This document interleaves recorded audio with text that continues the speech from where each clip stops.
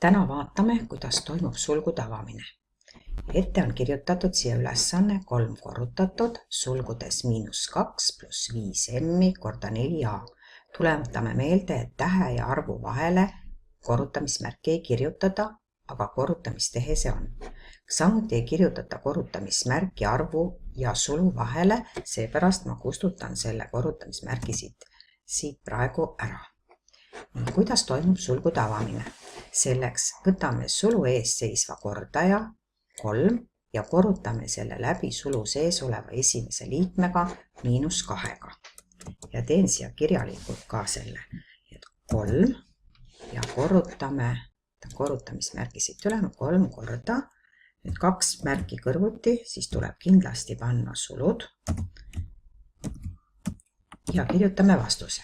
2 erinevat märki korrutades annavad alati vastusesse miinuse ja 2 korda 3 on kokku 6. Järelikult tuleb vastuseks -6 ja kirjutame selle vastuse kohe võrdusmärgi järele koos märgiga -6. Nii, nüüd korrutame sulu ees seisva kordaja 3 läbi järgmise sulu sees oleva liikmega, milleks on 5m. Nii, teen tehte jälle siia alla. 3 korrutatud, siit on kõige lihtsam võtta, nii 5 ja panen sinna nüüd korrutamismärgi ka, et kõik saaksid aru, et me teeme korrutamistehet. Nii ja võrdusmärk. Korrutamisel arvud korrutatakse omavahel ja lõppu lisatakse tähttegurid. 3 korda 5 on 15 ja lõppu lisandub täht m ja vastuse kirjutame koos märgiga. Aga märk on siin ees ja praegusel juhul on selle märgiks mitte küll nii küsimärk, aga on plussmärk.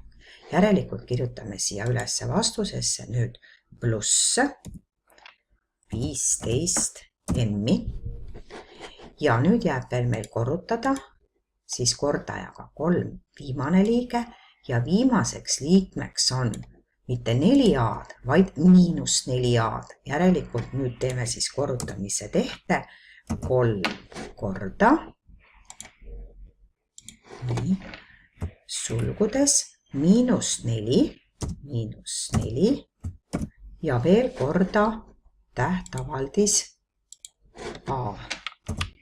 Ja paneme võrdusmärgi ja saame vastuse. 3 korda -4 erinevad märgid korrutades annavad -12 ja lisame lõppu tähe a. Vastuse kirjutame jälle siia sulgude või võrdusmärgi järele õige märgiga -12a. Ja oleme saanudki esimeses ülesandes sulud avatud.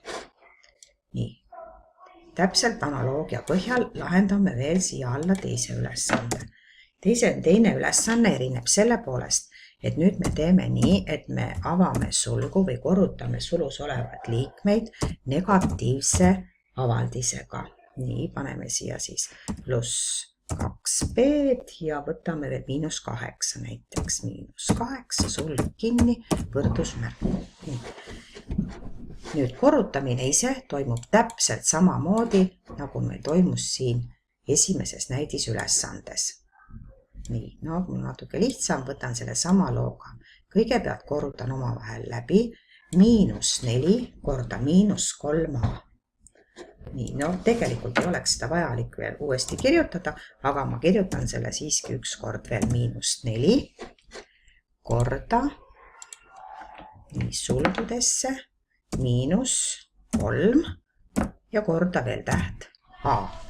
2 negatiivset arvu korrutades annavad vastuseks pluss ja seega tuleb meil vastus +12a-d ja selle kirjutamegi siia ülesande järele. Plussmärki ei kirjuta, jääb 12a-d.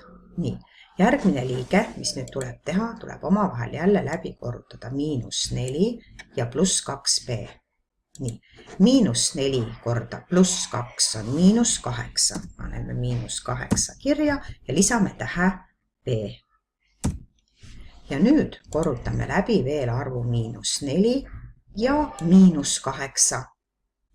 -4 korrutatud -8-ga on +32 ja kirjutame siis vastusesse 32. Kirjutan siia alla veel igaks juhuks selle kolmanda korrutisse ära ka, et kõik saaksid aru, kuidas seda kolmandat liiget korrutati. -4 korrutatud -8-ga.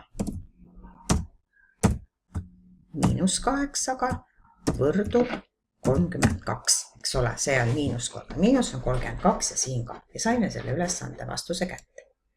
Nüüd järgmine ülesanne on sellest sammukene raskem, kui meil on lihtsustada avaldis, kus on vaja mitu korda sulgu avada ja seejärel liikmed koondada. Selliseks ülesandeks võib näiteks olla 2 korda 4a miinus 3, paneme sulu kinni, miinus 3 korda, näiteks 2 pluss 6a. No selline ülesanne. Ja on vaja see ülesanne lihtsustada. Nii, lihtsustamine algab sellega, et korrutame kõigepealt esimese sulu läbi arvuga 2 ja teise sulu läbi arvuga -3. Nüüd esimese sulu korrutamist ei pea pikalt välja kirjutama, me saame kõik seda peast teha. 2 korda 4 on 8 ja täht ka 8a-d. Nüüd 2, nüüd tuleb korrutada 2 korda -3. 2 korda -3, -6. Kirjutan niimoodi vastuseid. Nii, nüüd ma hakkan korrutama arvuga -3 seda sulgu ja kirjutan vastused kõik kirja. -3 korda 2 on -6 ja -3 korda 6a on -18a-d. Nii, nüüd on meil vaja veel edasi teha ja ülesandest tuleb sarnased liikmed koondada. Sarnased liikmed on sellised korrutised, kus tähed on kõik ühtemoodi, aga arvkordajad ees võivad olla erinevad. Praegu on meil sarnasteks liikmeteks 8a-d, tõmban temale joone alla 8a-d ja temaga sarnane liige on -18a-d, miinusmärgiga. Need saab omavahel kokku arvutada. Kokku arvutatakse neid kui sõpru ja vaenlasi. 8 sõpra ja 18 vaenlast, keda on rohkem. Vaenlasi on rohkem, panen miinusmärgi. Ja kui mul on sõbrad ja vaenlased, siis ma saan vastuse alati lahutamistehtega, ehk ma vaatan, kumb on rohkem. Vaenlasi on rohkem ja mitu vaenlast rohkem on. 18 miinus 8 teeb kokku 10 vaenlast. Vaenlase nimi on praegu A. Nii, nüüd on mul siin keskel ka veel 2 arvud, kus tähti ei ole, tuleb omavahel kokku arvutada. Teen need värviliseks näiteks. Nii, mul on -6 ja -6 ehk 6 vaenlast ja 6 vaenlast. -6 ja -6 annavad kokku 12 vaenlast ja antud ülesande vastus ongi siis selline. -10, panen see võrdlus, -10 -12.